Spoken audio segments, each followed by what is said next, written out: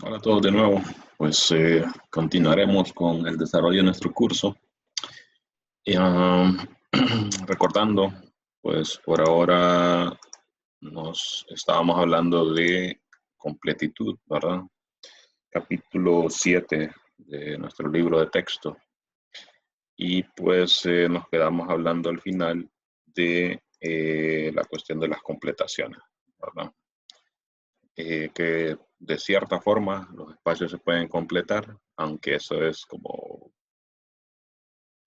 eh, no es como textual, ¿verdad? Como que pareciera que lo que se quiere es que, por ejemplo, yo tengo el intervalo, por decir algo, 0,1 abierto y le añado los dos puntos, ¿verdad? 0,1 para que estén todos los puntos límites y esa sería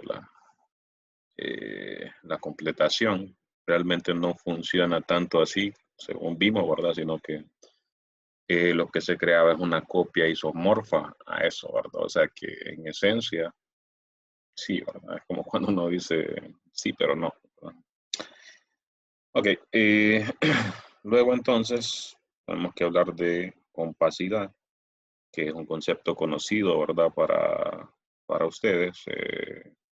Se estudia, ¿verdad? Bastante en topología, en análisis 1, o sea, en algunos resultados como cuando si una función está definida en un subconjunto compacto de R, entonces el teorema famoso alcanza su máximo y mínimo, ¿verdad? Uh, caso particular, por ejemplo, en los intervalos cerrados, ¿verdad? Si tengo una función continua en un intervalo cerrado, entonces alcanza sus máximos y mínimos. Este tipo de resultados pues ya son conocidos para ustedes y pues de manera más abstracta se tienen resultados en topología, ¿verdad? Relacionados a compacidad. Y pues lo que queremos ver es qué pasa con este concepto eh, en espacios métricos y normados, ¿verdad? Que es el ámbito que nos interesa acá.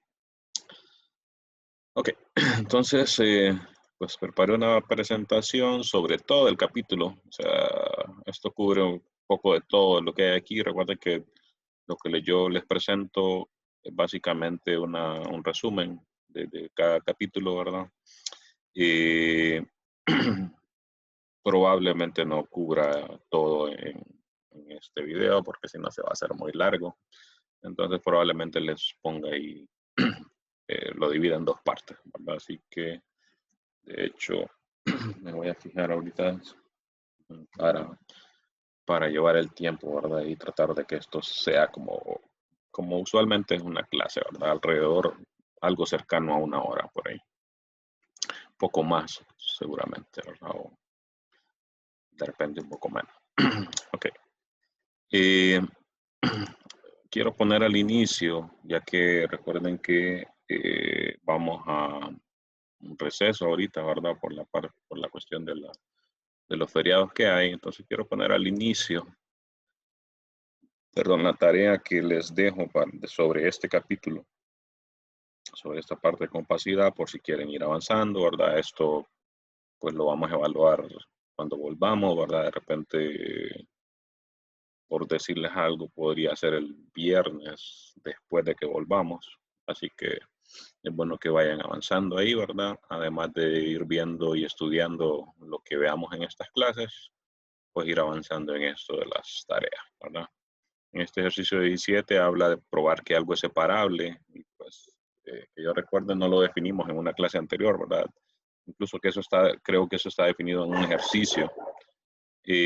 Así que aquí les indico, ¿verdad? Separable significa que algo que es separable es que tiene un subconjunto denso y contable. De hecho, mucho de lo que queremos hacer aquí es probar que CM, bueno, ver cuáles son las condiciones que se ocupan para que CM sea separable.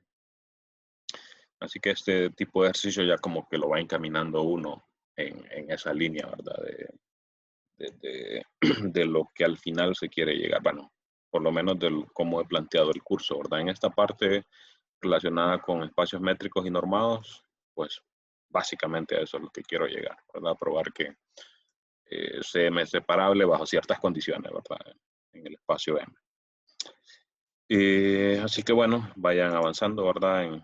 En estos problemas para que, pues cuando volvamos ya prácticamente, por ejemplo, lo ideal sería que ya solo volvamos a repasar.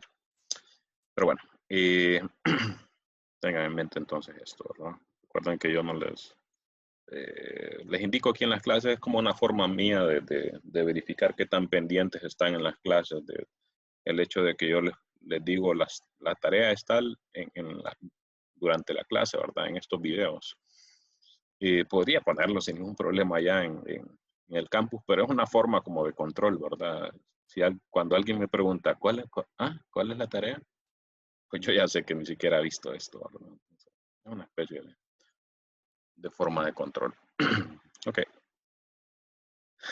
Así que bueno, lo que queremos hacer hoy, fíjense que los dos temas principales, aquí puse realmente solo lo que nos interesa, lo que quiero hablar hoy más que todo, pero realmente en este capítulo 8 se habla un poco más, fíjense, compactos, continuidad uniforme y métricas equivalentes, o sea que hay más cosas, ¿verdad? Entonces, pero como les digo, si hacerlo en una sola clase es muy pesado pedagógicamente, ¿verdad? Ya, usualmente uno después de una hora ya no presta atención.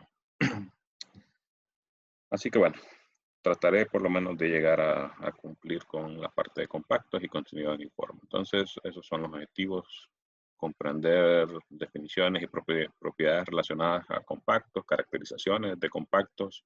Recuerden que en análisis casi todo, de cierta forma, se trata más de ver en términos de sucesiones, entonces nos interesa caracterizar el concepto de compacto en términos de ello y además ver alguna relación, así como ver si lo que pasaba en R se repite aquí, ¿verdad? Lo que les mencionaba al inicio de que qué relación hay entre compacidad y continuidad. En aquel caso en R era lo de los mínimos y máximos, pues aquí queremos ver qué pasa, ¿no? Algunas cosas se pueden adelantar, ¿verdad? Por ejemplo, de sus clases de topología, o sea, ya saben que, pues, por lo menos, no sé, pienso yo que no les extrañaría que la compacidad es una propiedad topológica, ¿verdad? Es decir, se preserva bajo funciones continuas, así como la conexión, ¿verdad? Y no como ser acotado, por ejemplo, que ser acotado no se preserva, ¿verdad? Bajo funciones continuas. Pero bueno, compacidad sí. Y de hecho, compacidad pues, va a ser una de las claves para probar que una de las condiciones principales para ver cuándo CM es separable, ¿no? Bueno, comenzamos entonces con nuestra definición. Si se fijan, la definición aquí está relacionada con los conceptos que estábamos hablando en las clases anteriores. Hacer esto grande, creo que no ocupo estarme saliendo tanto de acá, pero bueno, puede ser que sí. Para que quede lo mejor posible el video, digamos. Entonces, fíjense la definición. Un espacio métrico es compacto, si es completo, o sea, las sucesiones de Cauchy convergen dentro del espacio, y totalmente acotado. Pues recuerden que teníamos varias formas de definir eso. Tenía que ver con aquello de los cubrimientos, ¿verdad? Que las sucesiones de Cauchy tenían subsucesiones convergentes. Así que fíjense que si nosotros combinamos eso, completo es las subsucesiones de Cauchy convergen dentro del espacio. Totalmente acotado, las sucesiones de Cauchy tienen subsucesiones que convergen. Eso es lo que dice, ¿verdad? Entonces, si los combinamos, es como decir, las sucesiones de Cauchy tienen subsucesiones de Cauchy convergentes dentro del espacio. Sería como la combinación de las dos cosas. Fíjense algunos comentarios o ejemplos. Ya de lo que conocen de análisis 1 y quizás de topología, R y RN en R y en RN, compacto es prácticamente lo mismo que decir cerrado y acotado, ¿verdad? De hecho, está el famoso teorema aquel de Heine-Borel, que pues era lo que decía, ¿verdad? Que en estos espacios se caracteriza compacto como cerrado y acotado. Pero ya en este punto ya es costumbre, ¿verdad? Que lo que teníamos antes ya no funciona, pues en general en espacios métricos no es cierto. Entonces se nos cae, ¿verdad? En este caso Heine Borel. En espacios métricos en general, ya cerrado y acotado no es equivalente a compacto, ¿verdad? O sea, no podemos caracterizar compacto así. Eh, lastimosamente, ¿verdad? Porque es como, ya sé yo, si ustedes recuerdan, la definición de compacto, pues es aquello de los cubrimientos, ¿verdad? Y que tienen subcubrimientos finitos. Una definición no muy conveniente, digamos.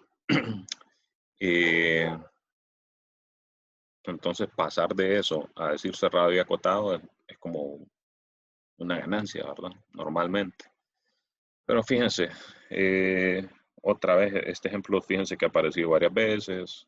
Los espacios discretos han aparecido varias veces. Por eso, aunque sean como simplones estos, son de considerar bastante, ¿verdad? Porque, eh, como les decía, aparecen muchas veces como ejemplos o contraejemplos de varias cosas, ¿verdad?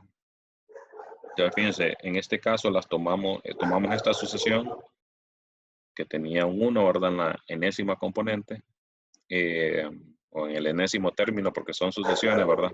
Convienen bajo nuestra terminología usual, sería término de la sucesión, ¿verdad? Y entonces eh, tiene un 1 en el enésimo término, todos los demás son ceros. Y entonces este conjunto de sucesiones en el infinito, ¿verdad? Es cerrado y es acotado, por lo que hemos venido discutiendo anteriormente, ¿no? Pero dijimos también que no es totalmente acotado, porque no se puede cubrir por una cantidad finita de bolas, ¿verdad? Recuerden que al final el concepto de totalmente acotado se podía hablar en términos de bolas, se podía hablar en términos de conjuntos abiertos, ¿verdad? Dentro del espacio. Aquí pues, podemos usar la de bolas. Como este es un espacio discreto, pues recuerden que no había muchos tipos de bolas aquí, ¿verdad? Entonces, como este conjunto es infinito, lo más que puedo hacer es ponerle una bola a cada punto, ¿verdad? Entonces, no va a ser totalmente acotado. Y como no es totalmente acotado, no satisface la definición, ¿verdad? De compacto. Por tanto, este no es compacto. Así que cerrado y acotado no implica compacto. Eh, Más aún por esto mismo, noten que este es un subconjunto de este mismo, ¿verdad? O podríamos verlo como es una sucesión. Aquí nos interesa verlo como conjunto, es como el rango, ¿verdad? De la sucesión, pero si la vemos como sucesión, eh, sería una sucesión dentro de la bola cerrada, ¿verdad? En el infinito de radio 1. Y entonces por la misma razón no sería compacto, ¿no? La bola cerrada pues, tiene un subconjunto que no lo es, mucho menos para que este lo sea, ¿verdad? Eh, en esa misma línea, fíjense que es fácil de probar que un espacio discreto va a ser compacto y esto más bien está relacionado con muchas de las cosas que mencionamos antes, por ejemplo, que las sucesiones de Cauchy en un espacio discreto tenían que ser eventualmente constantes, ¿verdad? Por la forma del espacio, forma entre comillas, ¿verdad? Por cómo funciona, pues, la métrica de un espacio discreto. Eh, y pues decíamos que era compacto si solo si era finito. Perdón, se puede probar, más bien allá decíamos que las sucesiones de Cauchy eran eventualmente constantes por cómo funciona el espacio, ¿verdad? La métrica.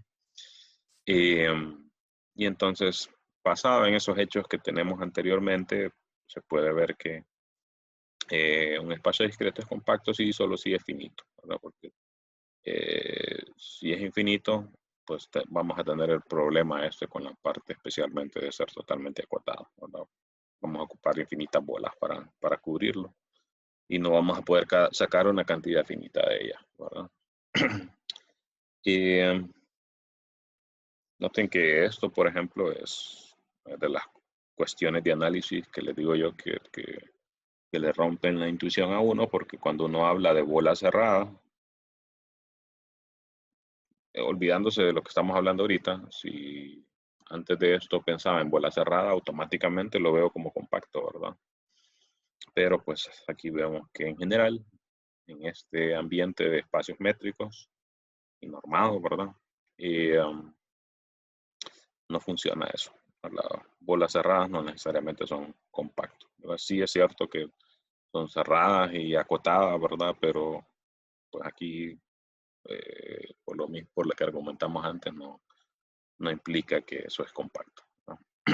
Cosa que pues a uno lo saca un poco de sus casillas, ¿verdad? Pero como les digo, en este punto ya no, ya uno se va acostumbrando, ¿verdad? Y, ok, aquello era cierto en aquel ambiente, pero cuando uno generaliza, ya no, ¿verdad? Entonces, eso es mucho de las lecciones que le da esto a uno, ¿verdad? Y en topología pasa bastante, ¿verdad? En topología, de hecho, no sé si ustedes conocen, hay un libro que se llama Contraejemplos en topología. O sea, está lleno de un montón de cosas que no funcionan como uno quisiera, ¿verdad? Y creo que hay uno también de contraejemplos en análisis, ¿verdad? Y como diciendo, pues estas áreas están llenas de un montón de cosas que no funcionan.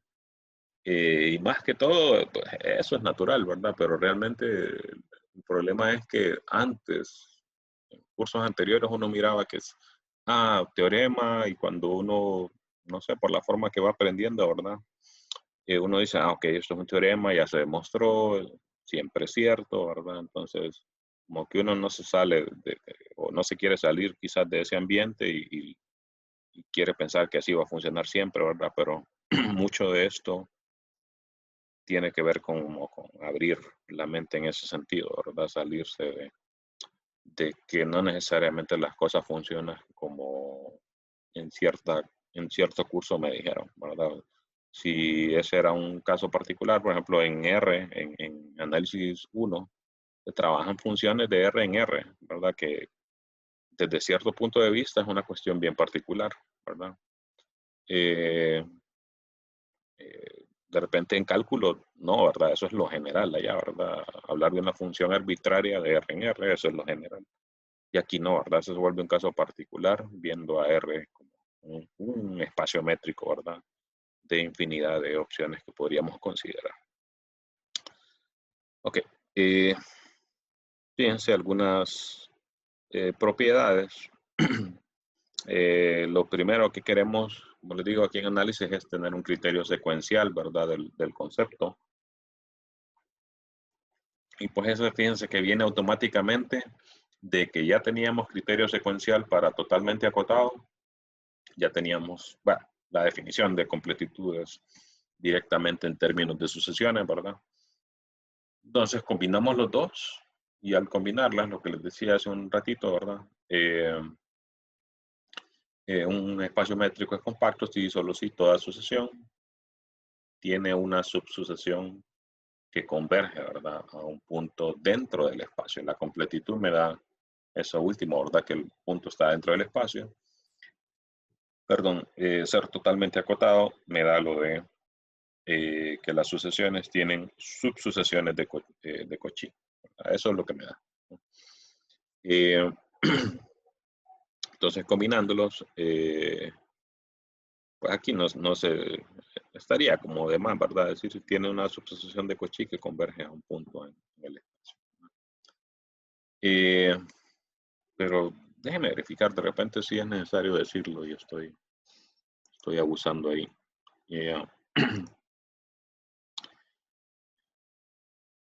Tiene una subsucesión, sí, no es necesario decir fíjense, incluso aquí en la prueba que da el autor, pues es como decir, ok, totalmente acotado más completo, sí, solo sí. Bueno, totalmente acotado se probó que toda sucesión tiene una subsucesión de Cauchy, ¿verdad? Completo, las sucesiones de Cauchy convergen dentro del espacio, ¿verdad? O sea, es una cuestión de añadir las dos cosas que ya teníamos, ¿verdad? Luego, un corolario directo de esta nueva caracterización. Recuerden que cuando un autor en su libro, ¿verdad?, da este tipo de caracterizaciones, viene siendo como decir, ok, probablemente sea más conveniente trabajar con la definición que dimos al inicio. Eh, Probablemente no. Entonces, si a usted le conviene, utilice mejor esta otra caracterización. Y pues ya hemos visto que en muchos casos trabajar con sucesiones en análisis nos conviene más que trabajar con los conceptos esos más abstractos, por ejemplo, de abierto, etcétera, ¿verdad? Y pues aquí básicamente nos vamos a quedar con que compacto es que las sucesiones tienen subsucesiones que convergen a puntos dentro del conjunto. Si se ponen a pensar, eso es como pedir bastante, ¿verdad? Es una cuestión bien fuerte, le podríamos decir, ¿verdad? Que cualquier sucesión que nosotros nos tomemos, cualquiera, va a tener una subsucesión que converge a un punto dentro del conjunto. Bueno, analice un poco la frase esa, es algo, es bastante, es decir bastante, ¿verdad? Ok, como les decía, pues, o como veíamos directamente ahí en el libro, pues es una cuestión de aplicar las definiciones, no hay ningún problema. Esto también, incluso lo podemos como palabrear aquí. Recuerden que hay muchas cosas en matemáticas que solo hablarlas no funciona, hay que escribir, ¿verdad? Pero esto, fíjense que sí. Si tenemos M, siempre es un espacio métrico, ¿verdad? Aquí no necesariamente compacto, según las condiciones va a serlo o no. Tomo un subconjunto de él y fíjense, si el subconjunto es compacto, entonces es cerrado en el espacio, ¿verdad? Si es compacto, es cerrado. Ah, bueno, porque si es compacto, entonces las sucesiones tienen subsucesiones que convergen dentro de él. Dentro de él, esa es la clave, ¿verdad? Para decir que es cerrado, ¿verdad? Los puntos límites siempre están dentro del conjunto. Y esa es una, ¿verdad? El teorema como que tiene dos cuestiones separadas. Si M es compacto, ahora si el espacio todo es compacto y tomo un cerrado dentro del compacto, entonces con ser cerrado dentro del compacto es compacto. Se parece a lo de completo, ¿verdad? Y de hecho viene en parte de ahí, ¿verdad? Recuerden que aquí estamos asociando directamente compacto con completo, ¿verdad? Que normalmente, por ejemplo, en el curso de análisis 1 no se hace una asociación así, ¿verdad? A menos que uno la perciba, ¿verdad? Pero realmente no se la destacan tanto como si lo hace este autor, por ejemplo, ¿no? Eh, Así que noten que esto es pura cuestión de aplicar las definiciones, ¿verdad? Si M es compacto, esto se cumple. Si este es cerrado, entonces los puntos límites están dentro de él. Entonces voy a tener que es compacto, ¿verdad? Eh, Perdón, ya sé que es cerrado, entonces una de las cosas para ser compacto es que los puntos límites se queden dentro de él, ¿verdad? Y lo otro sería la cuestión de que las sucesiones tengan subsucesiones, ¿verdad? Que convergen. Entonces, al estar dentro del compacto, pues eso se va a dar, ¿verdad? Como les digo, esto lo estoy diciendo así como nada más palabreado, dice uno, ¿verdad? Pero quizás eso no, incluso ni sea una palabra, pero bueno, nosotros la decimos, ¿verdad? Pero fíjense, la demostración es una cuestión de, si asumo que es compacto y tengo un cerrado dentro de él, entonces me tomo una sucesión, lo que quiero ver es eh, si es compacto también, ¿verdad? Como es cerrado, ya sé que los puntos límites se quedan dentro de él. Como M es compacto, yo sé que esta sucesión tiene subsucesiones que convergen dentro de M, pero como es cerrado, entonces ese punto que está dentro de M se queda dentro de A. Es bien directo, ¿verdad? No hay no es como otros resultados que uno sí tiene que sacarse como un as de la manga, ¿verdad? Y para probar. Pero aquí no. Ok, algo también que es bien conocido y tampoco no es difícil de probar, por eso aquí no pongo, en este resumen, no pongo como esos detalles, ¿verdad? La compasividad es una propiedad topológica, queriendo decir que si yo tengo una función que es continua, y tomo un compacto en el dominio, entonces su imagen bajo la función continua también va a ser compacto en el codominio de la función, ¿verdad? Si uno quiere probar esto, entonces ya sé que este es compacto en M, tomo una sucesión, ¿verdad? Que está en K, utilizo el hecho de que es compacto, entonces esa sucesión va a tener una subsucesión que converge a un punto dentro del conjunto, ¿verdad? En este caso dentro del K. Como la función es continua, entonces tomo la sucesión que ya tengo, ya sé que converge dentro de K, ¿verdad? O tiene una subsucesión, perdón, convergente dentro de K. Tomo las imágenes de esa subsucesión convergente y eso va a ser algo que va a ser convergente por la continuidad, ¿verdad? Y entonces la continuidad pues combinada con la compacidad me da las propiedades para decir que f de k es compacto, ¿verdad? ¿Qué ocupo? Que si yo tomo una sucesión aquí, tenga una subsucesión que converge dentro del conjunto, pero la continuidad logra eso, ¿verdad? La continuidad me manda sucesiones convergentes a sucesiones convergentes y con las subsucesiones pues también, ¿verdad? Entonces nuevamente solo para mostrarles que no, a veces uno exagera, ¿verdad? Pero no estoy exagerando de que es simple la cuestión. Fíjense, este es el corolario, no, este es el anterior. Y es este de aquí, ¿verdad? Y fíjense la demostración, ¿verdad? Tomo una sucesión allá, pues la función es, vamos a ver, estaba pensando aquí, no, solo estaba pensando, ¿será que tiene que ser sobre la función? No, porque se está restringiendo a la imagen nada más, ¿verdad? Entonces no hay problema. Tomo una sucesión que está en la imagen, entonces tiene una sucesión de preimágenes, ¿verdad? En el dominio. Utilizo la compacidad en el dominio y luego me regreso, ¿verdad? Para el otro lado, ¿verdad? Básicamente esa es la idea general aquí, ¿verdad? Y como les digo, no estoy exagerando con que estos resultados tienen pruebas sencillas. Como corolario de este teorema, si por ejemplo me voy al caso en que n es R, entonces compacto aquí en R es cerrado y acotado, ¿verdad? Y fíjense, lo que dice este teorema es, si la función es acotada, alcanza sus máximos y mínimos. O sea, que esta viene siendo la generalización de ese resultado que se tenía ya en análisis 1, ¿verdad?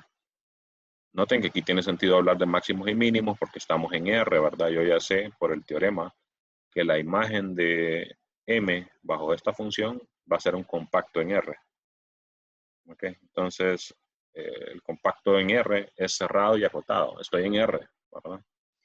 Entonces, cerrado y acotado, pues aquí más lo que ocupo es, para decir que es acotado, ocupo la parte de acotada. Para decir que alcanza sus máximos y mínimos, ocupo lo de cerrado, ¿verdad? Para decir que esos máximos y mínimos posiblemente sean un límite, ¿verdad? Un punto límite y como es cerrado, entonces van a estar dentro del conjunto, ¿verdad? Así que esto de verdad que es un corolario del teorema. Fíjense, un caso más particular aún, si M es un intervalo cerrado en R, pues es compacto, ¿verdad? Entonces satisface esto, ¿verdad? Es conexo también. Nosotros ya habíamos discutido que uno de los principales resultados sobre conexión era que la imagen de un conexo era otro conexo y que los conexos en R son intervalos. Entonces, combinando las dos cosas, ¿verdad? La imagen de un intervalo va a ser un intervalo. La imagen de un compacto va a ser un compacto, por eso, ¿verdad? Entonces, para que sea compacto el intervalo, tiene que ser cerrado, ¿no? Ok. Cerrado y acotado, ¿verdad? Porque podríamos considerar un intervalo cerrado infinito, ¿verdad? Pero como tiene que ser compacto, tiene que ser cerrado y acotado. Y otro caso particular es que cuando M es compacto, esto me define una norma en CM. Y esto va a ser bien importante más adelante. Aquí estamos considerando funciones de este tipo, ¿verdad? Funciones valoradas en R, definidas en un espacio métrico arbitrario. Pero si M es compacto por este corolario, la función es acotada y alcanza sus máximos y mínimos. O sea que este máximo siempre va a existir. Entonces, se van a satisfacer todas las propiedades de norma, ¿verdad? Para esta expresión en CM, ¿verdad? Muchas de ellas vienen del valor absoluto, pero quizás lo más importante es que la podemos definir como máximo y por estos corolarios sabemos que va a estar estrictamente, o sea, va a ser finito, ¿verdad? Va a ser una cantidad definida. Ok. Denme un minuto, déjenme hacer un pequeño paréntesis. Vuelvo un segundito.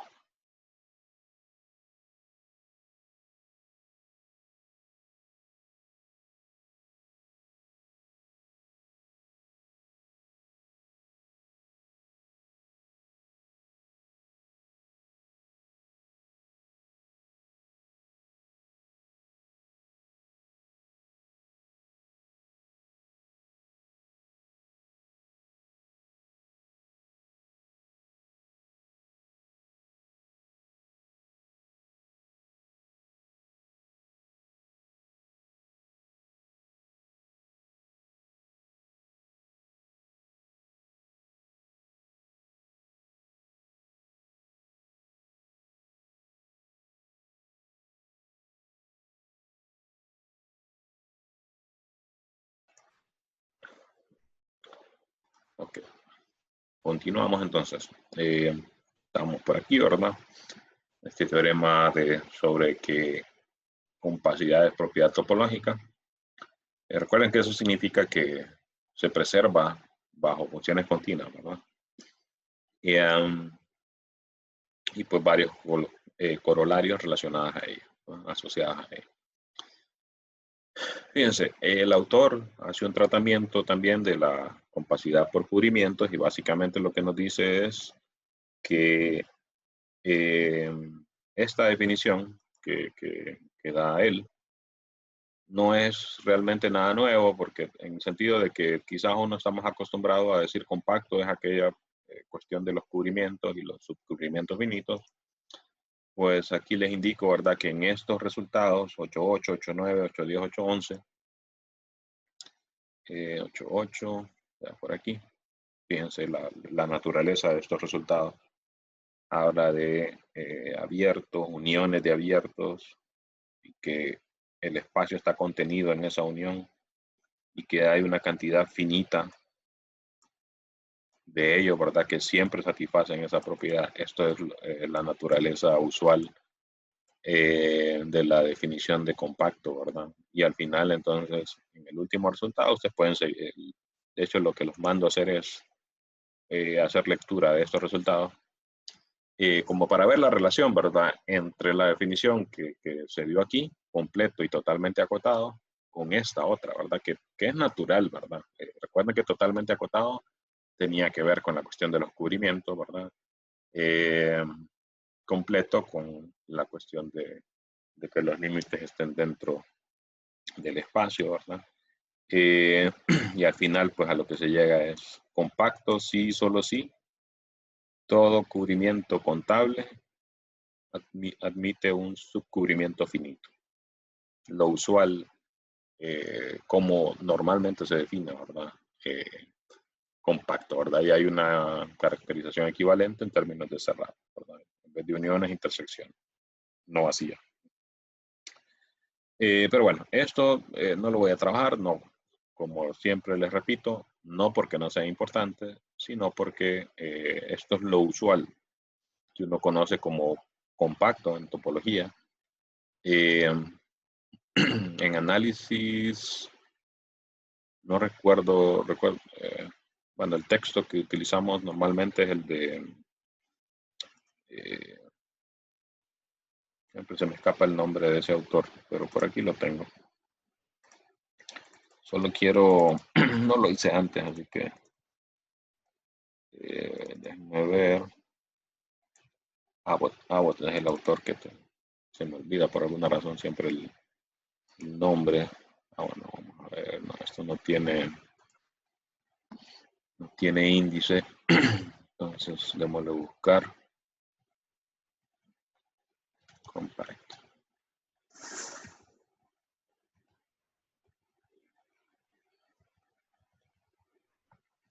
Lo que quería ver es eso, ¿cuál es la definición que da?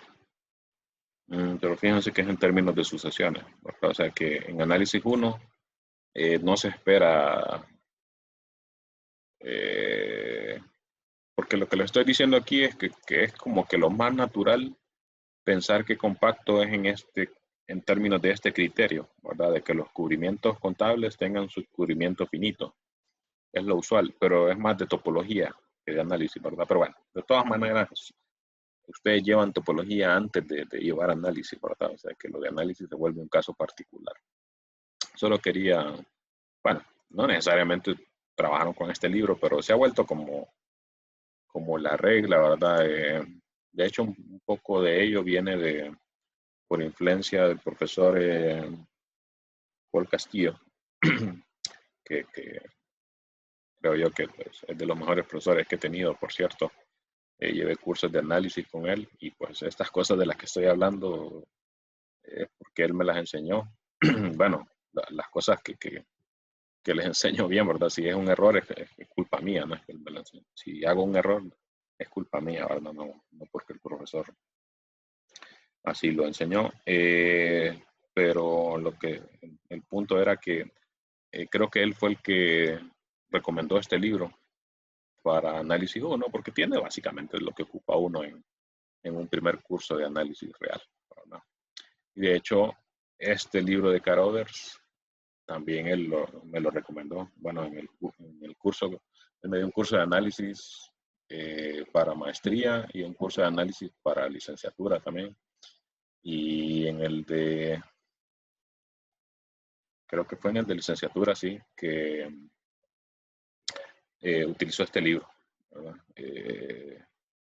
Y pues de ahí a mí me gustó bastante toda la forma en que este autor hace sus demostraciones, cómo explica las cosas, así que pues, yo me quedé utilizándolo bastante, ¿verdad? Y bueno, eso es un dato, una de esas curiosidades que a veces a uno como estudiante le gusta saber, ¿verdad? Ok. Bueno, entonces lo que sigue es hablar de la parte esta de continuidad uniforme. Entonces, vamos a ello. Como les digo, no quiere decir que esta parte no es importante. Eso lo mando a leerla por lo menos, ¿verdad? Especialmente si ustedes nunca han escuchado de cubrimientos finitos y eso, con más razón, ¿verdad? Porque como les digo, eso es lo usual en topología, pero qué sé yo, puede ser que el tratamiento que su profesor les haya dado en topología no necesariamente haya sido ese. Es el usual, pero hay tantas variedades de enfoques que no me extrañaría si ustedes me dicen, no, pero nuestro profesor nos definió compacto de otra forma, ¿verdad? No me extrañaría para nada, ¿verdad? Y, como les digo, hay tanta variedad. Ok. Bueno, entonces continuamos. Lean, ¿verdad? Esas partes para ver la relación entre los dos conceptos, para verla en detalle, ¿verdad? Porque como les digo, me parece que es natural, más que todo por el concepto ese de totalmente acotado, que es como un nombre que este autor, bueno, no sé si él específicamente, pero pues hablando del libro de él, ¿verdad? Que él utiliza acá, ¿verdad? Para esa parte de los cubrimientos finitos. Así que bueno, vamos entonces a la continuidad uniforme. Este concepto también se trabaja, ya que abrí el libro de Abbott, eh, pues veamos por dónde lo hablan aquí, en capítulo 4 de Abbott, y noten que está compacto y ahí viene a hablar de continuidad uniforme, o sea, siempre son conceptos que están relacionados y eso sí es como natural aquí, ¿verdad? Que, o sea, no es de las cosas que como les he dicho, le rompen la intuición a uno, sino que es, ok, es natural, estamos bien. Estamos hablando de compactos y vamos a hablar entonces ahora de continuidad uniforme, ¿verdad? Okay. Si recuerdan ahí, lo de la continuidad uniforme tiene mucho que ver con la cuestión de que en la definición de continuidad decimos que para todo epsilon existe bueno, más que todo la cuestión es que es una definición puntual, ¿verdad? Que uno dice, una función es continua en el punto tal, sí, para todo epsilon existe un delta, continuidad en el punto, ¿verdad? Y después uno dice continuidad en el conjunto si se satisface la definición de continuidad en todos los puntos del conjunto. O sea que es una definición puntual, ¿verdad? Y la cuestión en la continuidad uniforme es que no se quiere eso, no se quiere que sea puntual, sino que funcione para todos los elementos del conjunto. Y lo que varía en la definición de continuidad es el delta que uno escoge para el epsilon con el que empecé. Entonces, básicamente eso es lo que se hace, ¿verdad? Cuando se define continuidad uniforme. La definición aquí en Abbott está por aquí atrás, ¿verdad? Fíjense que cuando uno lee las definiciones, uno no nota mucho esa diferencia, ¿verdad? Pero aquí por eso se las hago explícitas. Y Carothers también hace bastante énfasis en eso, ¿verdad? De cuál es la principal diferencia, no tanto solo así en palabras, ¿verdad? Como les estaba diciendo ahorita, de que el delta dependa o no del punto, sino que formalmente, ¿verdad? Y formalmente lo que pasa es que en esta cuestión lógica de los cuantificadores, cuando este para todo está aquí al inicio, significa que lo que sigue depende de este. Y eso es lo que queremos evitar. Y por eso aquí Carothers dice, ok, queremos mover esto para acá. Porque si lo muevo para acá significa que estas condiciones, estos requisitos aquí, no dependen del X que me tome, sino que para cualquier epsilon escojo un delta y ya no va a depender de X, ¿verdad? Aquí incluso él, fíjense, el delta lo pone como que es una función que depende de X y epsilon, ¿verdad? No necesariamente, podría ser que no, ¿verdad? Pero en general depende de X y epsilon y eso es la continuidad puntual. La uniforme, entonces, la diferencia es, ya aquí fíjense, escribí las dos definiciones. Si ustedes las ven así, solo dando una vista rápida, uno casi no ve diferencia, ¿verdad? Pero ya uno si se fija bien, la diferencia es dónde se pone ese cuantificador. Puntual, para todo X en M y para todo epsilon existe un delta, y aquí es donde, bueno, no lo puse aquí, pero como queriendo decir, va a depender del epsilon, del X, ¿verdad? Y de hecho, de la F también, ¿verdad? De la función a la que estamos analizándole la continuidad, ¿verdad? Tal que sí, toma un punto en M, tal que la distancia del X, estoy viendo la continuidad, a ese punto en M es menor que aquí. Y esto solo le di copy-paste. Y aquí es tal que este es menor que delta y es menor que nada más. Déjenme sombrear esto para cuando les suba ahí la presentación ya lo haya corregido, ¿verdad? Pero ahí es tal que esto menor que delta implique que esto es menor que epsilon. Y entonces, si uno las ve, y cuando uno viene comenzando a estudiar análisis, uno le cuesta entender esa diferencia, ¿verdad? Pero es una cuestión más que todo por lo menos en la escritura es una cuestión de lógica, ¿verdad? El hecho de que el cuantificador, ahí tendrían que volver a matemáticas discretas, ¿verdad? Que es el curso en el que se ven estas cuestiones de lógica, que dependiendo de dónde se ubique ese cuantificador, pues eso me cambia todo, ¿verdad? Pero si uno como que ignora un poco eso, uno no le ve diferencia realmente a las definiciones, salvo lo que es visual, ¿verdad? O sea, por ejemplo aquí, tal que si Y está en M, tal que si X y Y están en M, bueno, uno dice, bueno, ahí hay una diferencia, ¿verdad? Pero lo que les quiero decir es que uno de estudiante muchas veces no la comprende, ¿verdad? Inicialmente, ¿no? Y sí, ¿verdad? Déjenme corregir acá después. Esto es tal que si la distancia de X a Y es menor que delta, entonces la distancia de las imágenes es menor que epsilon, ¿verdad?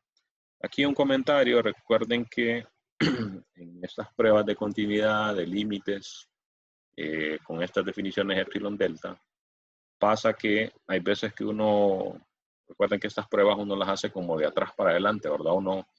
Uno ve bajo qué condiciones se satisface esta desigualdad y después dice, ok, entonces el epsilon que me sirve es tal, ¿verdad?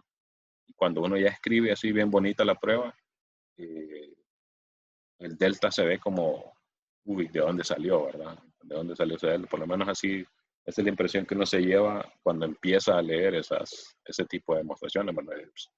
¿De dónde salió ese delta? Una fórmula toda extraña ahí, ¿verdad? Y es porque uno forzosamente lo hace a que sea así, ¿verdad? Entonces aquí, por ejemplo, este autor pasa que muchas veces no se pone a hacer eso de forzarlo, por ejemplo. Si imagínense que esta desigualdad al final es menor que 2 veces epsilon, 3 veces epsilon, 10 veces epsilon, entonces uno puede ir a acomodar bien las cosas para que en vez de que me quede 2 epsilon, 10 epsilon, pues me quede epsilon, ¿verdad? Que es lo que dice textualmente la definición. El autor dice, ok, si me quedó 10 epsilon, usted acomódelo ahí si quiere ser súper formal, y pues se puede acomodar para que me quede epsilon en vez de 2 epsilon, por ejemplo. Y de aquí en adelante van a ver que pasa mucho en este libro, ¿verdad? Eso. Bueno, a veces me queda 3 epsilon, 2 epsilon, y uno dice, bueno, pero no es epsilon, que era el que dice la definición. Bueno, pero se puede acomodar, ¿verdad? Para que funcione. Noten que la continuidad uniforme manda sucesiones de Cauchy a sucesiones de Cauchy, ¿verdad? Por el espíritu de la definición, ¿verdad? Una sucesión de Cauchy en un lado, en el dominio, va a implicar que en el rango también va a ser de Cauchy, ¿verdad? Pero bueno, para ver los detalles, ese es uno de los problemas que precisamente vienen en la tarea, ¿verdad? 48. Ahí está en la tarea para que chequeen los detalles, ¿verdad? Pero se puede ver ahí que por el espíritu de la definición, si una asociación de Cauchy es de Cauchy en un lado, satisface aquella condición de Cauchy, y directamente aquí la definición me da la implicación, ¿verdad? En el otro lado, ¿verdad? Pero siempre es bueno chequear esos detalles, porque hay veces que uno dice, sí, se ve, sí, ok. Pero ya cuando uno quiere escribir, uno se queda trabado a veces, ¿verdad? Entonces es bueno chequear esas cosas. Ok, eso sobre las definiciones, ¿verdad? Recuerden que hay un montón de ejemplos, por ejemplo, más adelante, de hecho, los vamos a analizar como para recordar algunas cosas. Hay ejemplos de sucesiones que convergen puntualmente, pero no uniformemente, ¿verdad? Y pasa también con las cuestiones de continuidad, que hay funciones que son continuas, ¿verdad? Normal, puntualmente continuas en un conjunto, pero no uniformemente continuas. Esos son los tipos de cosas que se hablan aquí, ¿verdad? Cuando uno empieza a ver este concepto de continuidad uniforme. Y no recuerdan eso, pues les recomiendo venir a ver específicamente, creo que este ejemplo es específicamente sobre eso, ¿verdad? De analizar la diferencia entre la continuidad puntual y lo uniforme. Pero bueno, eso ya lo damos por hecho. Fíjense lo que dice este teorema. Tengo una función uniformemente continua, entonces la función manda conjuntos totalmente acotados a conjuntos totalmente acotados. Recuerden que totalmente acotado implicaba acotado, ¿verdad? Pero no viceversa. Entonces estamos queriendo decir como que, ok, la propiedad de ser acotado no es topológica, pero si le agrego a la continuidad, le agrego continuidad uniforme, entonces sí, ¿verdad? Porque sería un caso particular de esto, ¿verdad? Pero más aún, pues, la propiedad de totalmente acotado se conserva bajo continuidad uniforme, ¿verdad? O sea que se ocupa más que solo continuidad. Recuerden que abreviamos totalmente acotado como TA, ¿verdad? Entonces, fíjense, para la demostración aquí sí, pues sí hay algunos detalles, no son enredados, pero fíjense que conviene verlos porque muchas veces les he dicho, ¿verdad? Que usualmente conviene utilizar los criterios secuenciales, pero este es un ejemplo de que no, aquí la prueba pues se podría hacer con los criterios secuenciales, pero como para hacerla más corta, más bonita, pues se hace con aquellos criterios de las imágenes de bolas, ¿verdad? Para continuidad. Recuerden que otra cosa que hay que recordar ahí es que continuidad uniforme implica continuidad, ¿verdad? Pero no al revés, ¿verdad? O sea, es más fuerte la continuidad uniforme que la continuidad. Bueno, entonces para comprobar, tomamos un conjunto totalmente acotado, ¿verdad? Aquí es conjunto, otro error, este tipo de cosas que yo cuando estoy escribiendo ahí no me fijo y hay veces que reviso, pero cuando uno se revisa a sí mismo, muchas veces no ve las cosas, ¿verdad? Hasta que alguien más lo revisa. O si es ortografía, por ejemplo, hasta que un programa se lo revisa y dice, hey, te faltó un acento aquí o cosas así, ¿verdad? Pero aquí es que A es subconjunto de M, ahora no tiene sentido así como lo escribí. Bueno, por lo menos con las notaciones usuales, ¿verdad? A mayúscula usualmente no lo utilizamos para hablar de elementos, ¿verdad? Usualmente, ¿no? Podría ser, pero usualmente no funciona así. Entonces, sea A un subconjunto de M totalmente acotado. Bueno, ya esto confirma de que no tiene sentido, ¿verdad? No tiene sentido decir que un punto es totalmente acotado. Y un epsilon mayor que cero, ¿verdad? Queremos ver que se satisface la cuestión de la definición. Recuerden que esto se podía reescribir en términos de bolas, en términos de sucesiones convergentes, etcétera, ¿verdad? Aquí estamos utilizando el criterio en términos de bolas, en términos de abiertos, en términos de cerrados, etcétera. Entonces, como la función es uniformemente continua, por hipótesis, ¿verdad? Existe un delta, ¿verdad? Para este epsilon, tal que esta bola está contenida en esta bola. O sea, la bola correspondiente a las preimágenes está contenida, ¿verdad? Bueno, más bien sería la imagen de la bola correspondiente a las preimágenes, ¿verdad? De radio delta está contenida en la bola correspondiente a las imágenes, ¿verdad? De radio epsilon, que es traducir estas desigualdades, en términos de bola, ¿verdad? Bola de radio epsilon, centrada en f de x, ¿verdad? Bola de radio delta era aquí, recuerden, centrada en el x, ¿verdad? Con el que empecé la continuidad. Ok, para cualquier x, porque es continuidad uniforme, entonces no importa cuál x escoja, recuerden que este delta funciona para todos ellos, ¿verdad? Que es la ventaja sobre la continuidad puntual. Ok. Como A es totalmente acotado, entonces realmente, bueno, no realmente, después tengo que decir eso.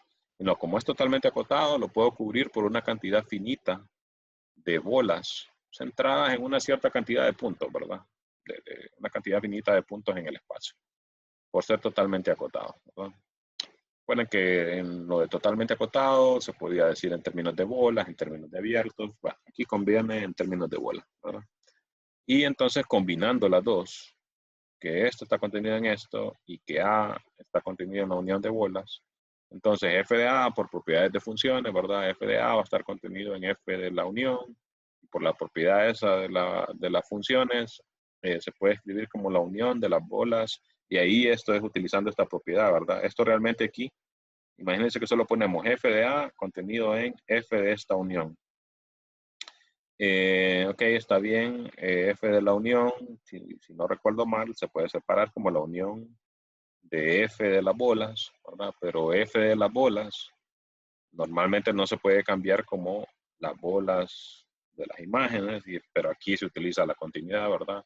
F de las bolas, la imagen de las bolas, se puede cambiar como la bola centrada en la imagen del centro, ¿verdad? Que es lo que estamos diciendo aquí. Entonces, combinando los dos, se obtiene que f de A puede ser cubierto también por una cantidad finita de esas bolas centradas en las imágenes de los centros de las bolas originales. Y eso es lo que se ocupa para decir que f de A es totalmente acotado, ¿verdad? Así que, bueno, no estaba tan directo como algunas de las cosas que dijimos antes, pero No, no es que hay un argumento muy difícil aquí, ¿verdad? Aquí hay veces lo que pasa es que uno no recuerda, por ejemplo, es cierto que si A está contenido en B, F de A está contenido en F de B. Ahí es donde les dije yo, si uno no tiene buena memoria, pues, por ejemplo yo no tengo buena memoria, entonces ese tipo de propiedades, les dije la vez pasada, estaban por aquí, ¿verdad? No recuerdo, vamos a ver si tengo suerte, por lo menos de que mi memoria me dé para recordar eso. Parece que no. En el 3 era.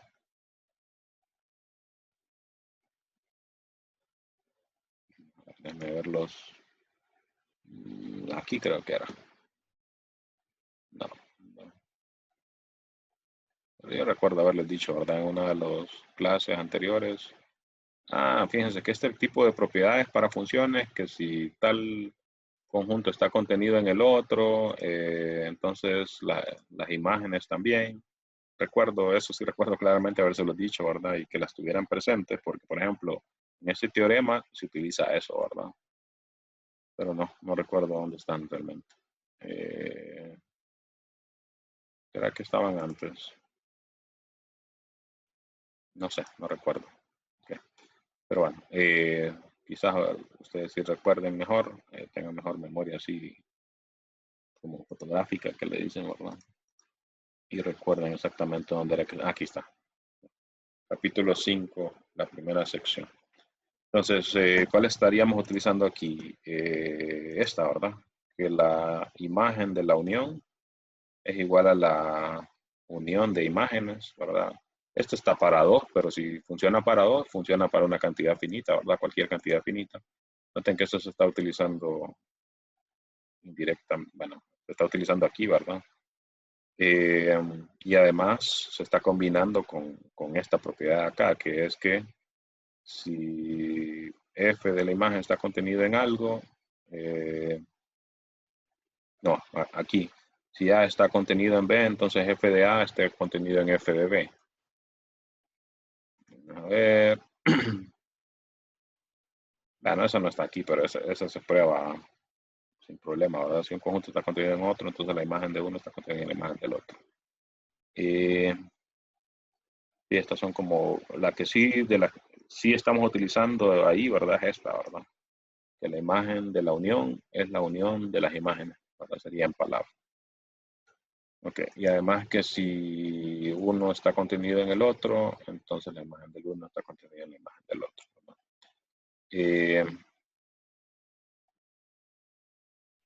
Ese tipo de cosas bueno, por lo menos yo que les digo, no tengo buena memoria, pero así pensando en la rápida. Es por pura definición, ¿verdad? Si un conjunto está contenido en otro, que la imagen de uno esté contenida en la imagen del otro, ¿verdad?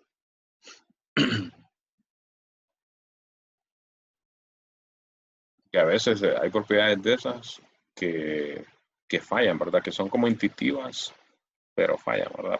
Pero esa creo que no hay ningún problema. Con las puras definiciones creo que se va. Eh,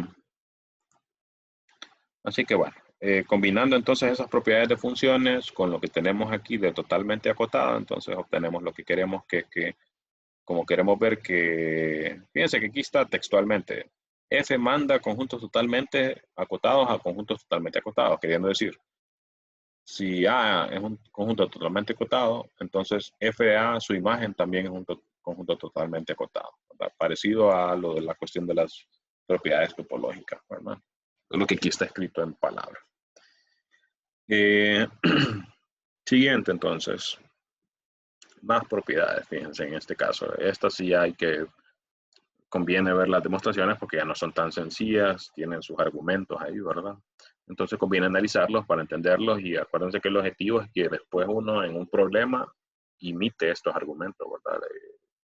Muchas veces a uno le pasa que como estudiante, como que a uno le gusta seguir ciertos tipos de argumentos, ¿verdad? Decir, ok, para probar tal cosa a mí me gusta hacer esto, pero recuerden que estos son como nuevas herramientas, ¿verdad? Y entonces lo que se quiere es que uno vaya adaptando esas nuevas herramientas. De repente uno, eh, um, podría, qué sé yo, probar algo por puras definiciones, pero los teoremas para eso están, ¿verdad? Son como formas alternativas de comprobar algo y no solo irse a las puras definiciones.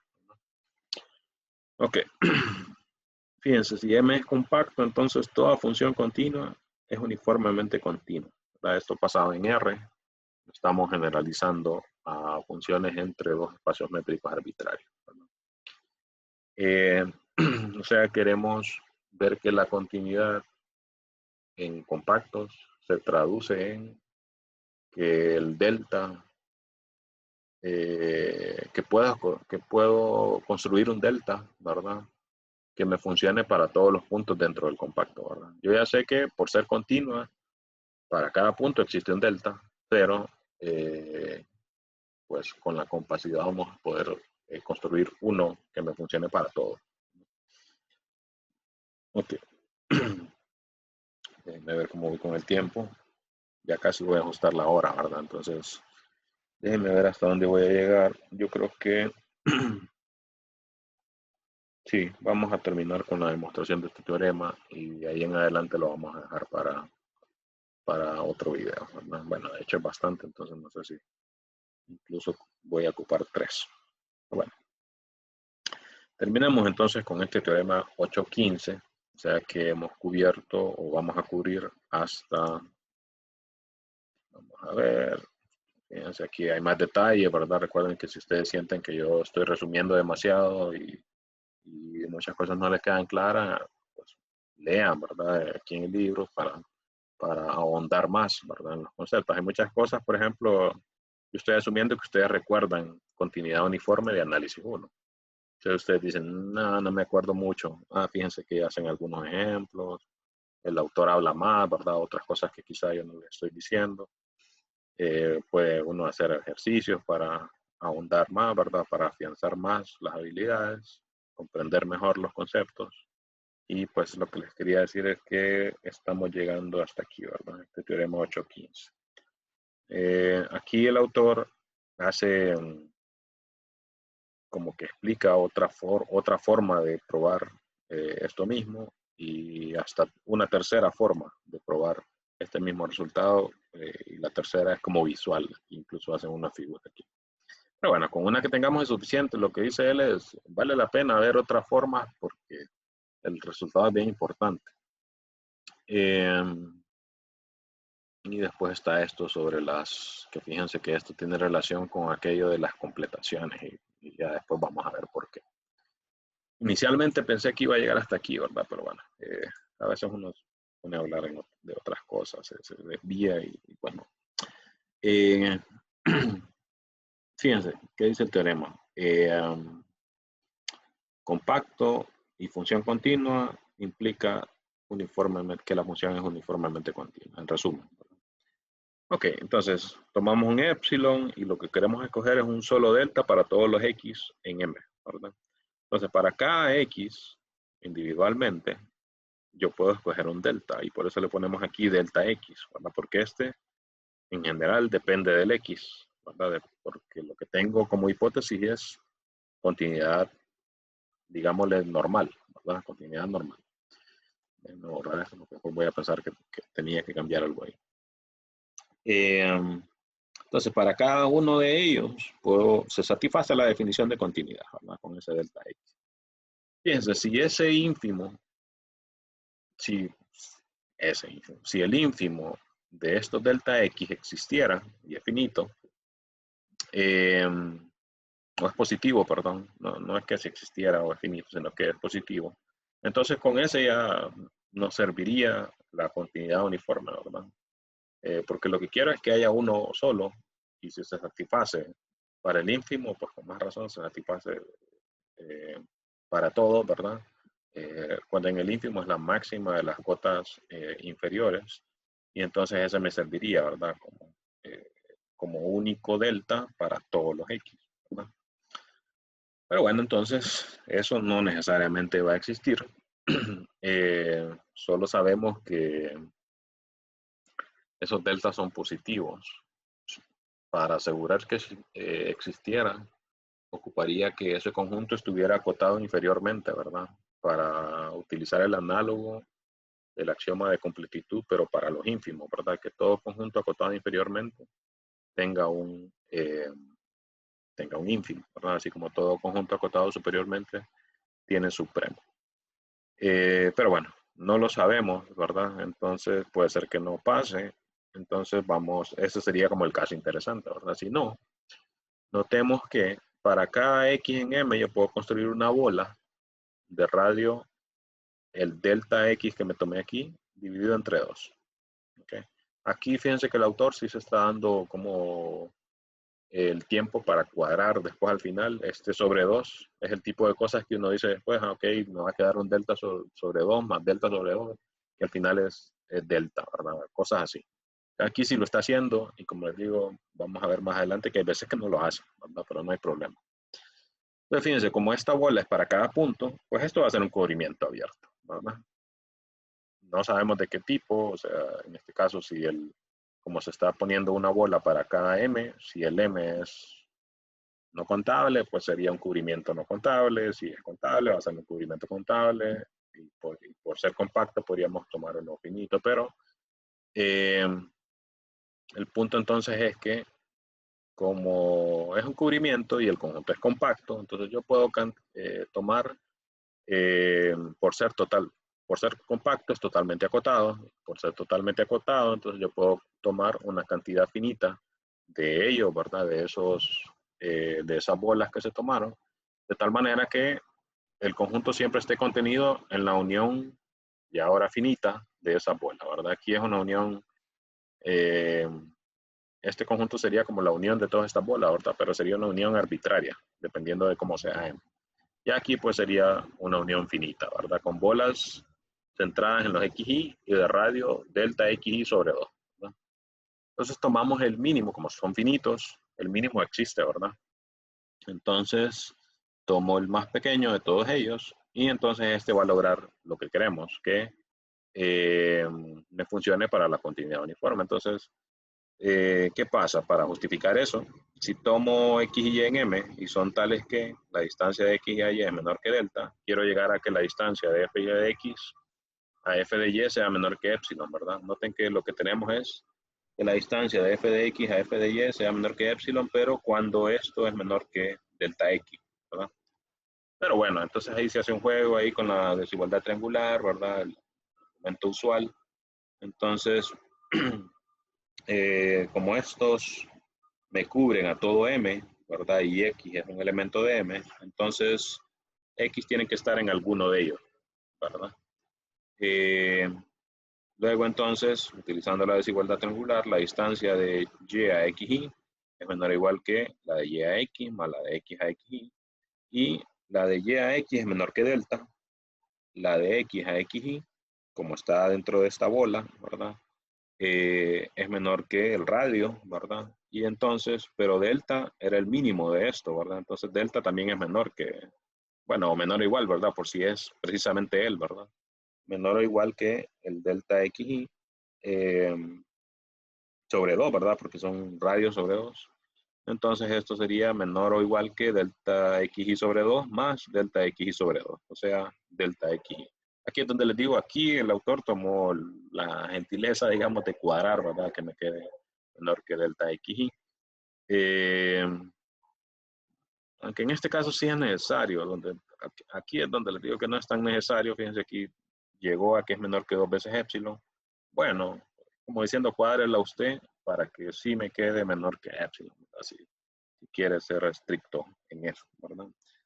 Luego entonces, la distancia de f de x a f de y es menor o igual por otra vez la desigualdad triangular, a la de f de x a f de xy y de f de xy a f de y, que nosotros ya teníamos que eso se cumplía, ¿verdad? Para X que estuviera en M, el Y pues es un punto que satisface este de acá, ¿verdad? Y entonces estos se satisfacen, esas condiciones, perdón, las satisfacen ambos, ¿verdad? El X y Y están en M, pero el X y Y está dentro de la bola, ¿verdad? Centrada pues precisamente en él, ¿verdad? Es el centro.